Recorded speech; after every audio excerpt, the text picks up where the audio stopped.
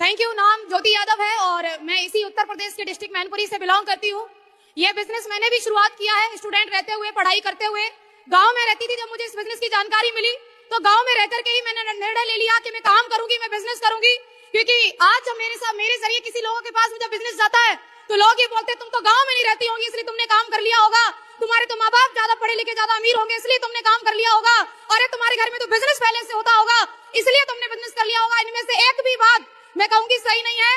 मैं गांव की रहने वाली, घर में कभी बिजनेस हुआ नहीं, घर में कोई बिजनेस के बारे में जानता नहीं, माँ बाप भी उतने ही पढ़े लिखे जितने कि मुझे पढ़ाई में आगे बढ़ा सके।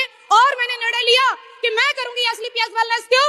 क्योंकि घर में कोई एक तो पैदा होता है तो पिछली 7 पीढ़ी के अंदर नहीं हुआ, वो ये करके दिखाने का दम रखता है। और वो जरूरी नहीं कि घर का बेटा हो या घर का बड़ा हो, वो घर का छोटा भी हो सकता है और वो ज्योति यादव बेटी भी हो सकती है, जरूरी नहीं कि वो बेटा हो। निर्णय लिया मैंने कि अभी तक जो चला तो चला, अगर आज बिजनेस में ये लोग कह रहे हैं कि यहाँ पर काम करके गाड़ी घोड़ा बंदूक वगैरह सब आता है तो वो मैं लूंगी। निर्णय लिया मैंने इस बात के लिए कि अगर ये लोग कह रहे हैं कि आयुर्वेद इतना पावरफुल है कि लोगों की बीमारियों को जड़ से खत्म करता है तो मैं लूंगी मेरी मम्मी का इलाज और मेरी मम्मी को मैं ठीक करूंगी। और धन्यवाद एसलीपीएस वेलनेस का भी, धन्यवाद रिजल्ट ओरिएंटेड प्रोडक्ट का भी, क्योंकि आज अगर मेरी माताजी ठीक है तो मैं यहाँ पर खड़े होकर कह पा रही हूँ। 1 से लेकर के 10वां रैंक प्राप्त कर चुकी हूँ, ब्रॉन्ज से लेकर के डायमंड बनते बनते 2500 की इनकम को 17,40,000 में कन्वर्ट कर चुकी हूँ। This is power of SLPS wellness. कोई कंसेप्ट नहीं इसके अलावा।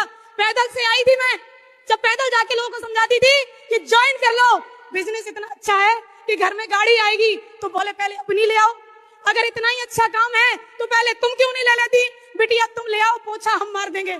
कम वक्त कहीं दिखाई नहीं देता है आज दिन तक। पिछले 2.5 साल से मैं 2.5 साल पहले कार परचेज करी, मेरी बिजनेस कार 14 लाख रुपए की किया सोनेट। मैं ढूंढी कि कहीं तो मिल जाए, पोछा नहीं मरवा लिया तो हीर की औलाद नहीं, पोछा तो मरवा लूंगी, नहीं मिले वो। और 14 लाख की कार के पीछे बोलते थे अरे ये ले आई हो, कौन सी बड़ी बात है। तो रिकॉर्ड भी हमने बनाया और रिकॉर्ड भी हमने तोड़ा। तहसील की पहली लड़की बनी थी जिसके पास खुद की कमाई की कार थी और जिले की पहली बेटी बनी हूँ जिसके पास 60 लाख की ऑडियो है। Thank you so much.